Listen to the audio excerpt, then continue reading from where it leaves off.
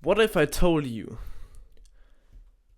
What if I told you that your happiness and success depend less on what others think of you and more on the courage to live your life authentically?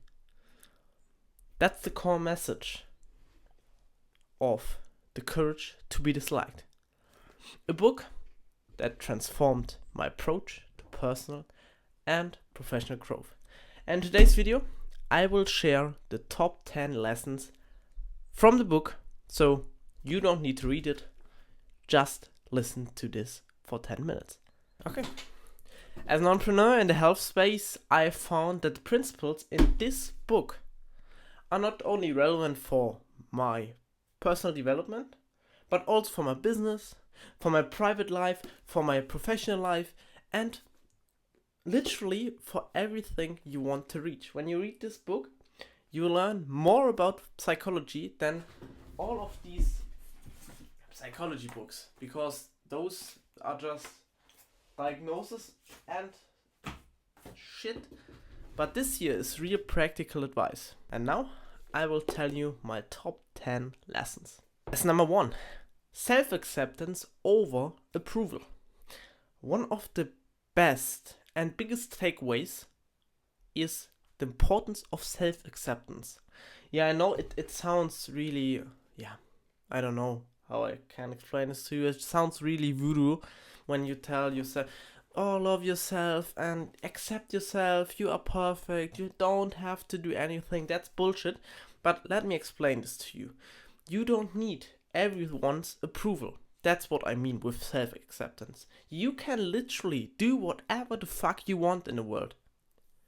Why the heck do you think anybody cares about you? No one does. You can literally put out your clothes and run through the streets in a big city and no one cares. Obviously, someone might film you or post this on Instagram and then, everyone laughs about you for 2 days and after that, no one cares. It's the truth. Think of your real life. Think of everything you see on TikTok. Do you remember the 4th reel you watched today?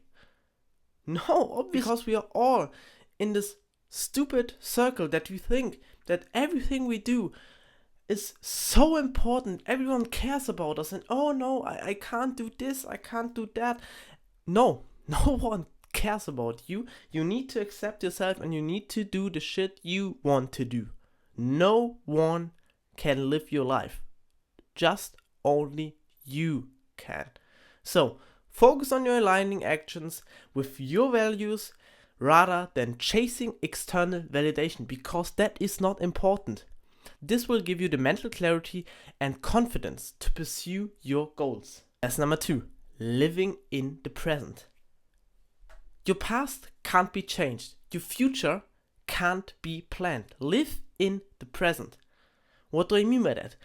You can cry, you can be happy about all your past experience. And obviously, everyone does it. We are human beings, we think about our past, we have trauma, we have good experience, we always laugh about them, we cry about bad experience. That's normal. But, never ever change or think that you can change your past. That is impossible. The past is over. The only thing you can change is the present and the future that is the product of the present. But you don't live in the future, so you can't plan it. The only thing you can plan is the action you do right now. So, in the health space, that means that being present with your clients, focusing on their current needs, are building meaningful relationships rather than worrying about past mistakes. So what I do, for example, with my clients is that we talk about our past, but we don't really cry about them. We don't really say, you are in this situation because of that and because of that. No, you are living in now and you will change now. When you think that you can change now, then your future will be better. Lesson number 3. Responsibility is your life. You are responsible for your own life and happiness. Blaming others or circumstance only weakens your position. So, what do I mean by that? In this book, you have a dialogue between a philosopher and a kid. And the kid is called Youth. That means, yeah. And the kid is called the youth. And the youth is very weak and is always concerned about his past and thinks he is imposter. He has such kind of imposter syndrome. And the philosopher always explains his stand of view, and the philosopher always explains his point of view and tells with Adlerian psychology how the youth can change his life. And one point is the responsible in your life. You are responsible for every bad thing that happens to you, no one else. Look at this, for example. There are people in the military who die every single day. And this might sound rough, but just segregate yourself from all your bad experience, from all your thoughts, and just listen. In the military, every day, thousands of people die. And now, why do they die? Because it's their decision to be in the military. And then they take the risk to die. No one told them to die in the space, in the area. And it might sound rough, but maybe they died because of their own fault, or because someone told them to do that, but they are the one who need to take the action. They are the one who applied this job. They are the one who finished the exams. They are the one who are in the warfare and who died on the field. You take the action. People can tell you to take it, but you are the one who takes the action. Number 4, freedom through detachment. Detaching yourself from the opinions of others gives you the freedom to be authentically. So, don't listen to other people's opinion. The only people you should listen to are the ones who are higher, are the ones you aspire, are the ones you use as inspirations, as a better you in the future. These are the only people you want to listen to. The rest, listen to them 1 ear in, other ear out. No response. Don't care. Number 6, the power of self-resilience. Self-resilience is a recurring theme in the book. So, relying on yourself builds a resilience and confidence. When you tell yourself every single day you do this and you actually do it, you build inner strength. You love yourself. When you tell yourself you read 20 pages book, or when you tell yourself you do 200 cold calls a day, or when you tell yourself you go to the gym, or you eat clean, or you do all that stuff you told yourself the day before, and you actually do it, then your mind thinks, nice, I say something to myself, and then I do it, so I can trust myself. But when you tell yourself, oh yeah, maybe I do that, and the next day you do nothing, and then you tell others, yeah, I did this and I did this, then your inner trust gets weakened. Practice self-resilience to practice self-love. Easy. Lesson number 7. The courage to fail. Failure equals growth. The book encourages embracing failures as a learning tool. Think of this. In exams, for example, when you write the best possible grade, do you rethink your writing and do you rethink the exams? No. But when you learn for exam and you worked very hard and you had a bad grade, do you rethink this exam and try to work harder? Yes, obviously. Because 1, your ego gets detached. 2, you will do it better. And 3, you maybe might want to prove others wrong. And so you need to have failure as part of growth. Without failure, you don't grow. The best people in the world, for example, LeBron James in basketball, he is the one, the basketball player, who fails the most. I can guarantee this to you. The best people are those who fail the most. Simple. Lesson number 8. Healthy relationships are key. Building healthy relationships based on mutual respect, not dependency, is crucial. So, cultivate relationships with you and your friends, with your family, and with your loved one. When you have strong relationships, then your life will be so much better. In my program, I have the core 4 in life, and the core 4 are friends, family, and so on. And that means you need to have those social relationships to live a fulfilled life. And this book tells you exactly how you need to do this. Take care of your relationships, love each other, appreciate each other.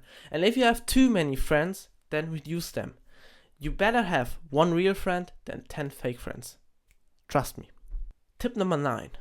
Letting go of competition. The book Success, letting go of the need to compete with others. You need to see your world. You need to see the people in your world as your comrades. Everyone is connected with everyone, and everyone should love each other. Imagine a world where everyone is happy to see each other, and everyone is nice to each other. Everyone shares their inspirations, and everyone shares their needs, and everyone shares everything with everyone, and everyone replies happy.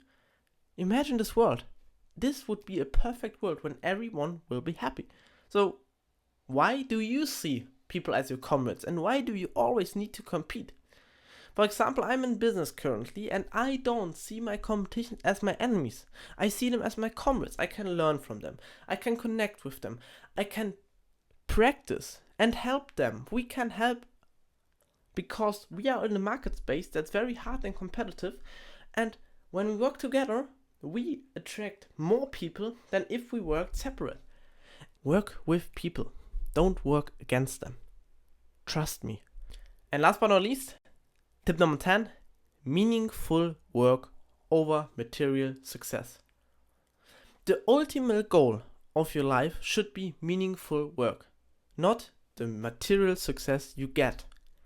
For example, when you have a business, or when you work a job, or when you have money to purchase something, see the work behind the money as the meaningful shit, and not the cars, the houses, the watches you buy after that.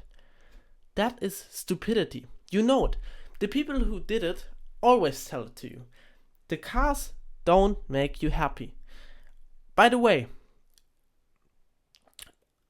a little more science as a side note, the dopamine release of buying a Fiat 500, for example, and buying a Lamborghini Huracan is the same.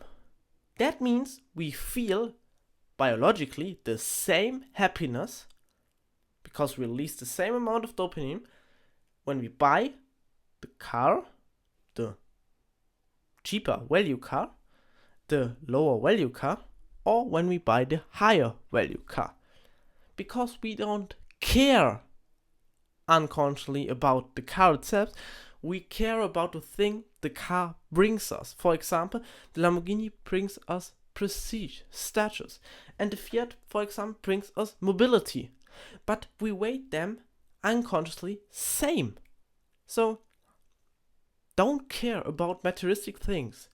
Care about your skills, your tools, and the meaningful work you do every single day. And I can tell you, do something. I would love to see everyone do something meaningful, because then the world would be so much better. Yeah. Okay, that was quick 10 tips from The Courage to Be Disliked. A very nice book. You can buy it. I will not give you a link because I have no affiliate stuff. I don't want to sell you something. I just want to give you the advice. And if you like it, subscribe, like, I don't know, do what you want. I am do what you want. And as a quick promotion, if you watched so far, I will have some advertisement.